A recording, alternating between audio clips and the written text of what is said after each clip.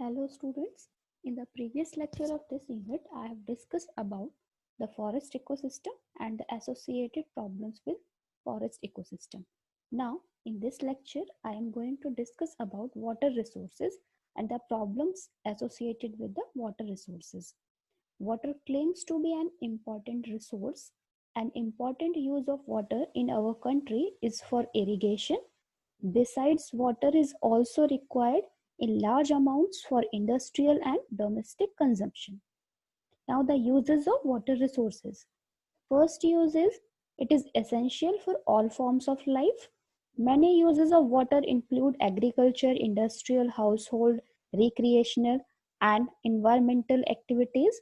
Virtually all of these human uses require fresh water. No plant or animal species can survive without water. If water in our body drops by 1%, we feel thirst. If it drops by 10%, we face death.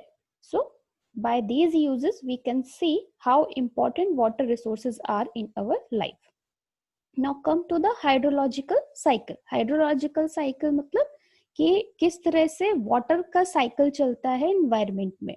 Firstly water from various water bodies evaporated bye solar energy. जितने भी water bodies है, जितने भी form में water available है अर्थ पे, वो water solar energy की वजह से, सनरेज की वजह से, सनलाइट की वजह से एवेपोरेट होता है और वो evaporated water enters into the atmosphere as clouds, then falls again on earth as rain or snow, ultimately returns to the ocean. Means पहले वाटर बॉडीज से एवेपोरेट हुआ सनलाइट की वजह से, एटमॉस्फेयर में क्लाउड्स के फॉर्म में गया, क्लाउड से फिर रेन की फॉर्म में वापस से वाटर बॉडीज में मिल गया. ठीक, तो ये क्या हुआ, एक हाइड्रोलॉजिकल साइकिल हो गया. ठीक, now the distribution of water resources on earth. Water resources are distributed as fresh water resources are distributed as surface water and underground water. Further, surface water is divided in two categories: standing water and bodies flowing water bodies. Now, first we will discuss about underground water. Underground water में term आता है aquifer. Aquifer are the layers of highly permeable rock that can store water is called an aquifer. Layer of sand and gravels are good aquifers. Clay and crystalline rocks are not good aquifers. Effects of overutilization of water are, जब भी water का over utilisation होगा तो उसका क्या effect होगा. First effect is decrease of ground water. Decrease of ground water से क्या होगा, first is increased uses decreases the ground water, insufficient rainfall, building construction activities, sealing the permeability of the soil. ये 3 reasons यहाँ पे दिए गए हैं जिसकी वजह से ग्राउंड वाटर में डिक्रीज होने के चांसेस होते हैं. Next effect is ground subsidence. If ground water withdrawal is greater than its recharge rate, then the sediments in the aquifers get compacted. As a result, shrinkage of land surface takes place. What are the problems associated with ground subsidence? First one is structural damages to the buildings. Next, fracture in pipes.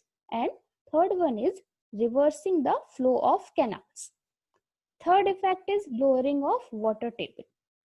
Overutilization of groundwater in arid and semi-arid regions for agriculture disturbs the state of equilibrium of the hydrological cycle. Problems associated with the lowering of water tables are: lowering of water table decrease the number of aquifers, change the speed and direction of water. Next effect is extrusion of salt water. In coastal area, over exploitation of groundwater leads to the intrusion of salt water from sea. Therefore, that water cannot be used for drinking and agriculture. Next effect is overutilization of water causes earthquakes, landslides and famines. Next is drying up of wells. Due to overutilization, groundwater level decreases much faster than that can be regenerated. It leads to drying up of dug well and bore wells. Next is pollution of water. Near the agricultural land, groundwater decreases. Therefore, water containing nitrogen enters into the ground and pollutes the groundwater. What are the problems associated with this? Water which contains excess nitrate content is not suitable for drinking. तो यहाँ पे हमने कुछ effects देखे कि water का excessive exploitation होगा, excessive utilisation होगा, तो क्या क्या किन किन प्रॉब्लम से हम सफर कर सकते हैं, क्या क्या इफेक्ट्स हो सकते हैं, डेट्रीमेंटल इफेक्ट्स हो सकते हो for due to over utilisation of water. Now come to the reasons for decline of ground water. Population continues to rise at an unprecedented and unsustainable rate.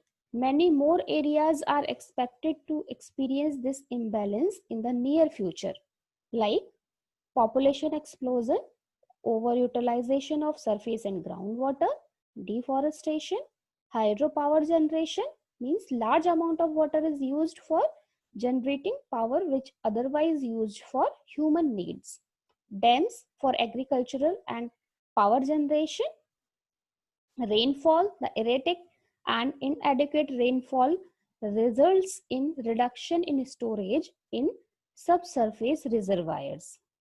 Next is India's increasing demand for water for intensive irrigated agriculture, for generating electricity and for consumption in urban and industrial centers has been met by creating large dams. Now, the sustainable water management. How can we manage the utilization of water to sustain its use? First one is building several small reservoirs instead of few mega projects. Next, developing small catchment dams and protecting wetlands. Soil management, micro catchment development and afforestation permits recharging of underground aquifer, thus reducing the need for large dams. Treating and recycling municipal wastewater for agricultural use. Next, preventing leakages from dams and canals and loss in municipal pipes. Effective rainwater harvesting in urban environments. Water conservation measures in agriculture such as using drip irrigation, control of growing water intensive cash crops, control of water logging. Next, pricing water at its real value makes people use it more responsibility and efficiently and reduces wastage.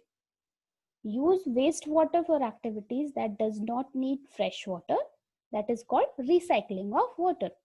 Adopt mini water harvesting models for domestic uses. Next, protect existing tanks, develop systematic water management and adopt strict water auditing. Save water campaigns for public awareness on water scarcity. The government should develop policies that protect water resources, promote sustainable watershed management, and invest in technologies that will increase efficiency in irrigation, industrial uses, and improve water harvesting techniques. So these are the some steps, some methods by which we can sustain the water utility. That's it about the water resources. Thank you.